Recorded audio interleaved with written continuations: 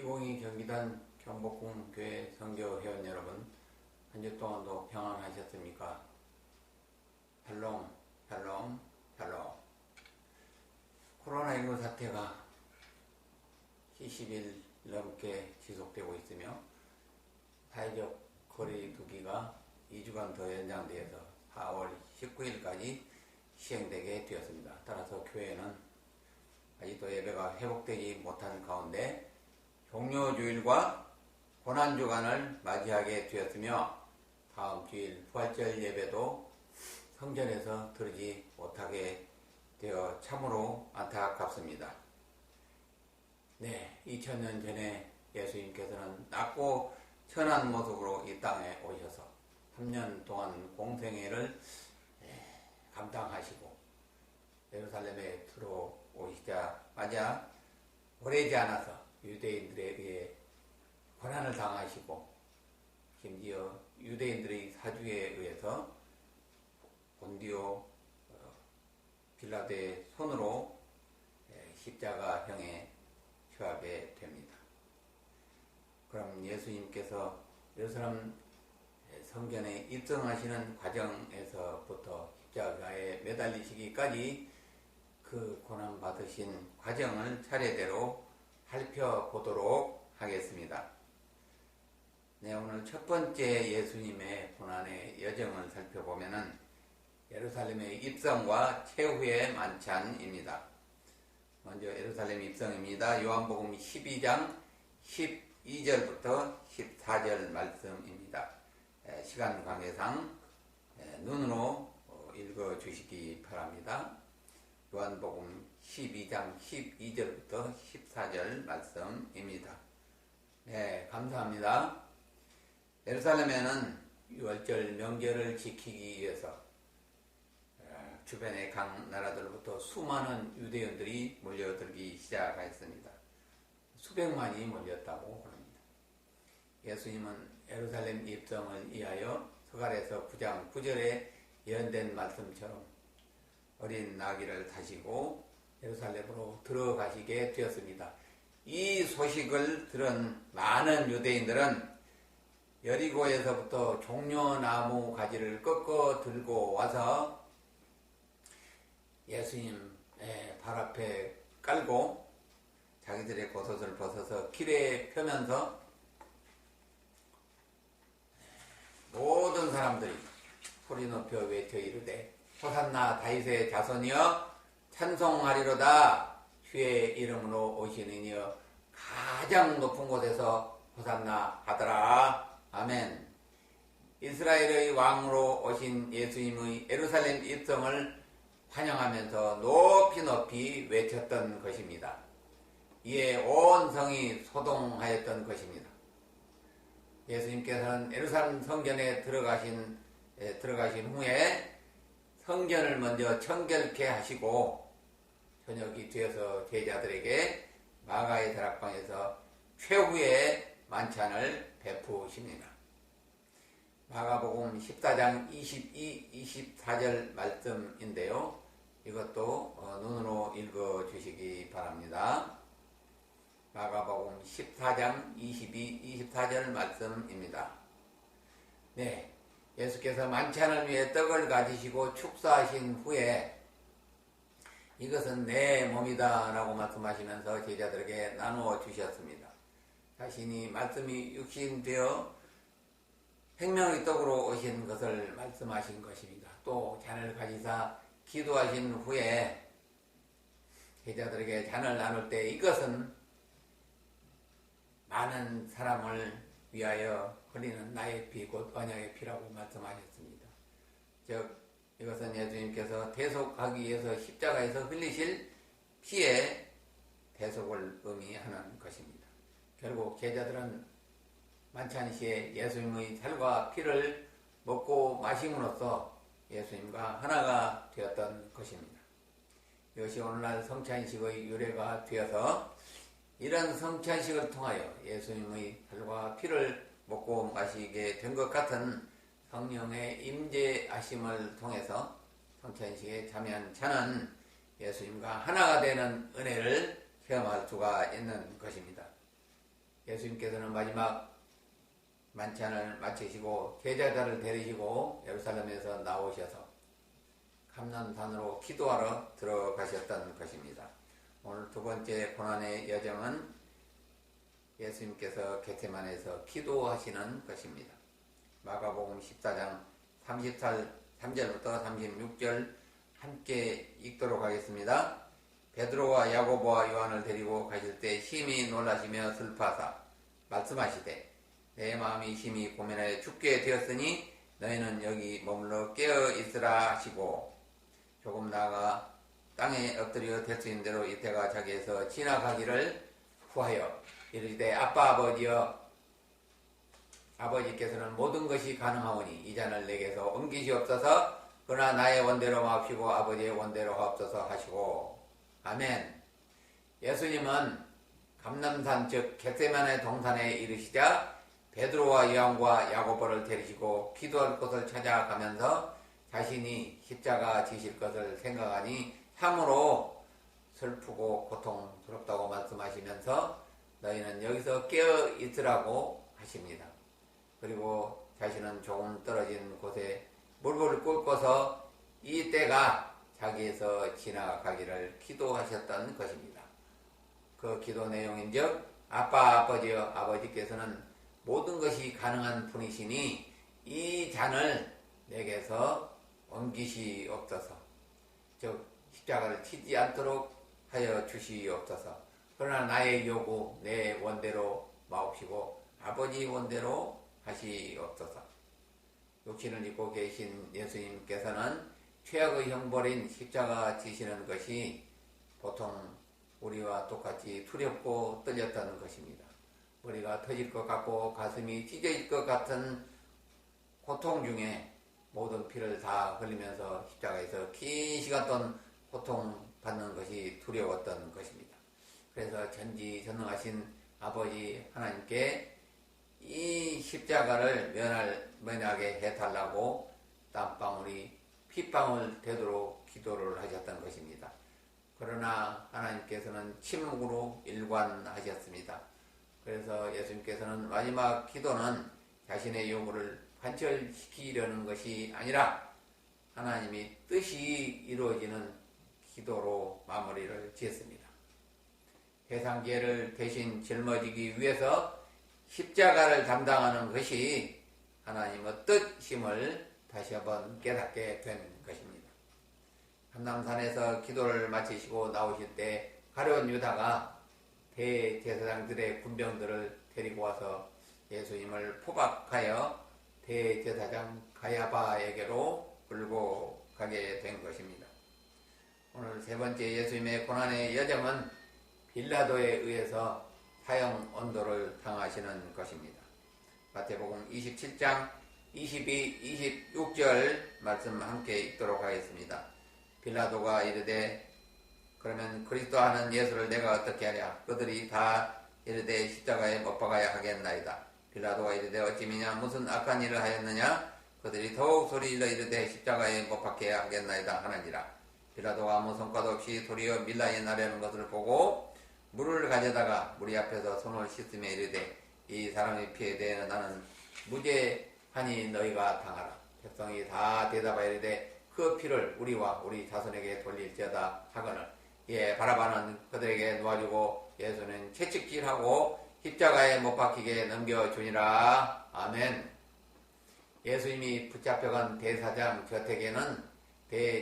저택에서는 긴급 공회가 열리게 되었는데 한밤중이나 나서 정적수가 미달되었다고 합니다. 그러니 그 결정된 사항은 무효이나 마찬가지입니다. 아무튼 예수님에 대한 신문이 밤중에 시작이 됩니다. 하지만 제목이 발견되지 않으므로 결국 신성모독죄와 안식일을 범한 제목으로 십자가형을 결의하고 자신들은 이 공의에서는 사형 권한이 없으므로 본디오 빌라도에게 예수의 십자가형을 건의하게 된 것입니다. 그러나 본디오 빌라도는 예수님을 신문에 본 결과 이스라엘의 종교적 문제 외에는 아무런 죄가 없음을 알아 깨닫고 이에 때려서 석방하겠노라고 유대인들에게 말합니다. 이에 유대 지도자들은 예수님이 자칭 유대의 왕이라고 한다면서 우리에게는 가이사 외에는 왕이 없다고 예수님이 반역자라고 강변합니다. 정말로 웃지 못할 고백이 아닐 수 없습니다. 함께 모였던 수많은 유대인들도 제사장들의 부추김을 받고 예수님을 십자가에 못 박으라고 소리 칩니다. 이들은 불과 몇 시간 전에 예수님이 예루살렘에 입성하실 때에 호산나 다윗의 자손을 찬양하던 그런 자들이었습니다. 이에 빌라도는 밀란이 날까 두려워서 물을 가져와 손을 씻고 나는 이 사건과 무관하니 너희가 이 죄를 담당하라면서 예수님을 십자가에 못 박는 원도를 하게 된 것입니다. 5일 유대인들은 십자군 전쟁 때 많은 희생을 당하였고 2차 대전 때 독일의 히틀러에게 600만 대학살을 당하게 되었던 것입니다. 이것은 어쩌면 죄 없는 예수님을 십자가에 죽인 것에 대한 하나님의 심판이었다고 볼 수가 있습니다. 마지막으로 예수님의 마지막 고난 여정은 십자가에 못 박히시고 죽으시는 것입니다. 마태복음 27장 32, 35절 같이 읽도록 하겠습니다. 나가다가 시몬이란 구레네 사람을 만나며 그에게 예수의 십자가를 억지로 지어가게 하더라.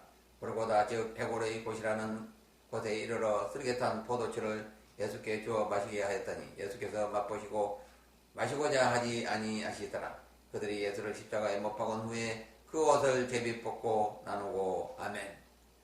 사형 온도를 받은 예수님에게 로마 병정들은 홍포를 입히고 가시 면류관을 씌우고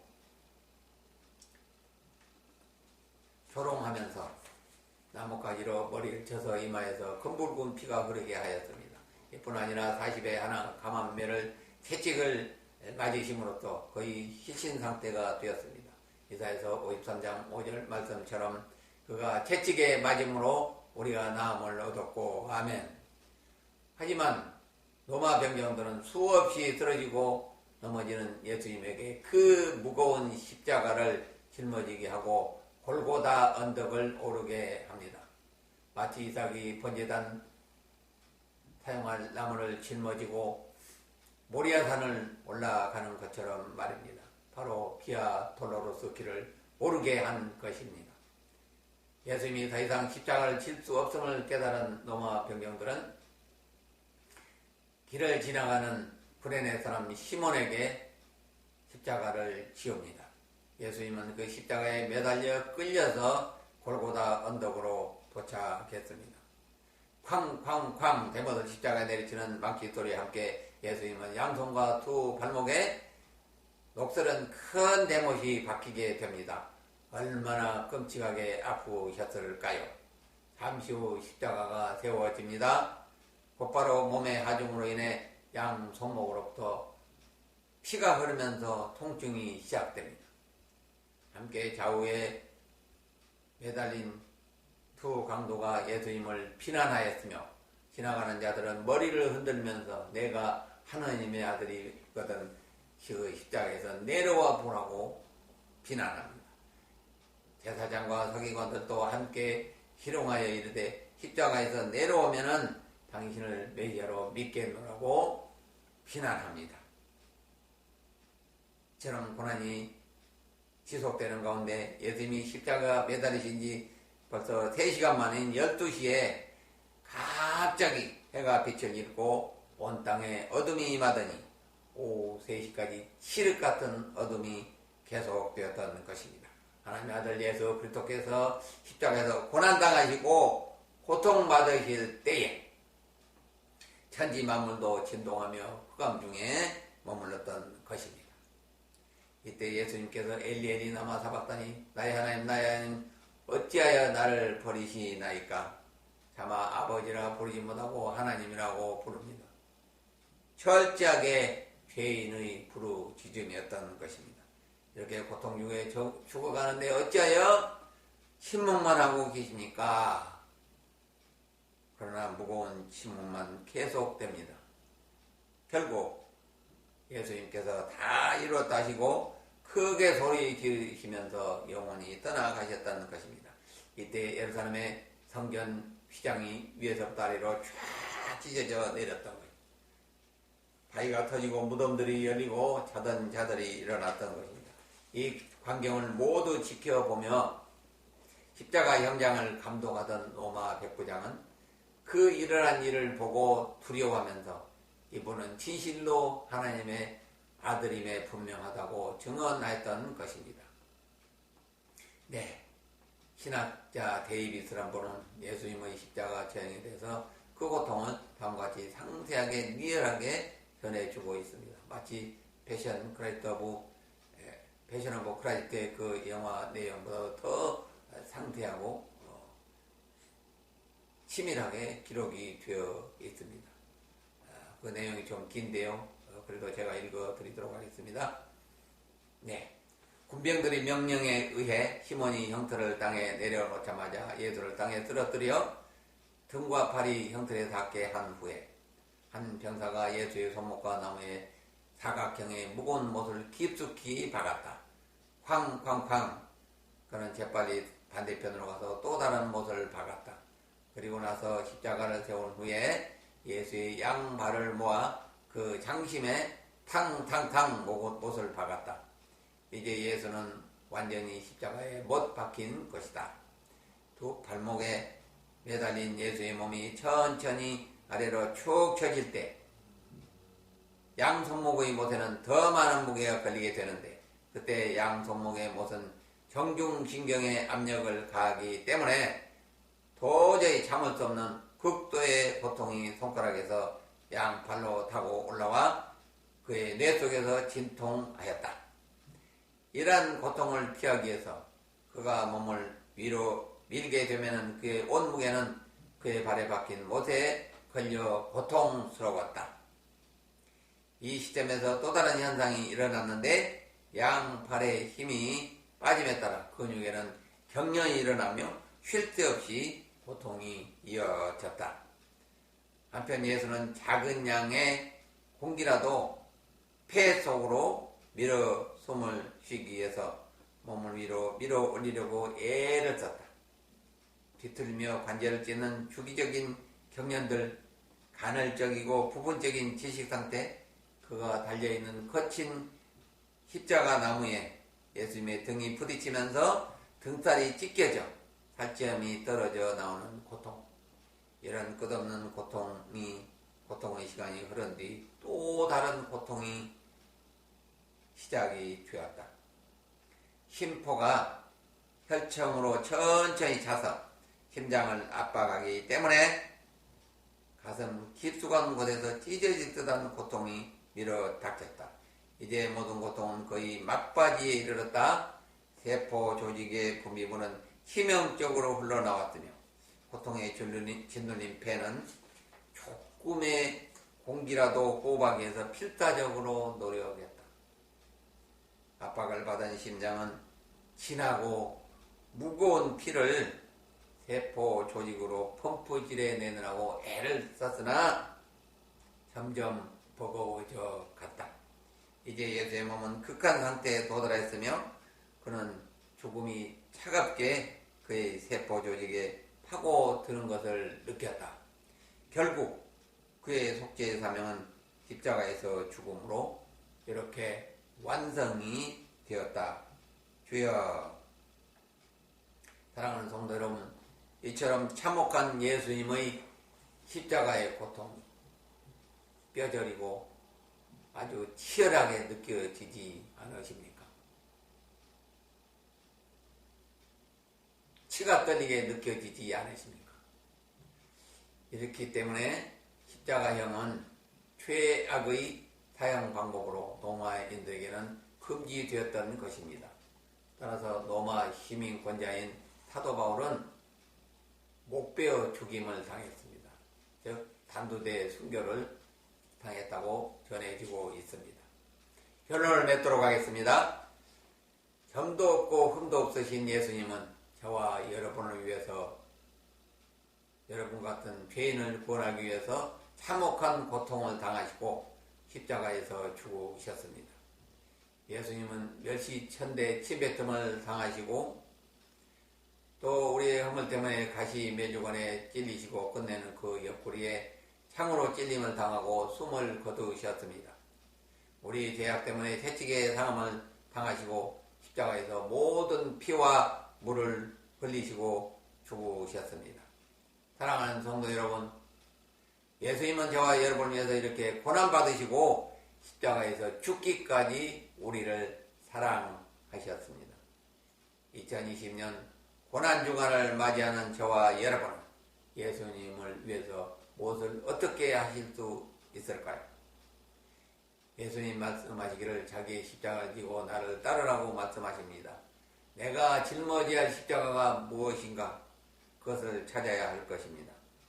그것은 바로 예수님을 위해서 내가 무엇을 해야 하는가를 발견하는 것입니다. 그것은 예수님 때문에 손해를 감수하는 것입니다. 그것은 예수님 때문에 핍박을 받아도 넉넉히 감당해내는 것입니다. 사도 바울처럼 예수님 때문에 모든 기득권을 배설물처럼 포기해야 하는 것입니다. 심지어 목숨까지도 포기하면서 예수님의 부활을 증거해야 하는 것입니다. 그래야 내게 맡겨주신 십자가를 묵묵히 지고 부활의 소망을 가지고 천성을 향하여 주님이 가시는 좁은 길을 따라 뚜벅뚜벅 걷는 경복궁교회 성도님들 다 되시길 주님의 이름으로 축원합니다. 축원합니다. 한 주 동안도 평안하세요. 샬롬 샬롬 샬롬.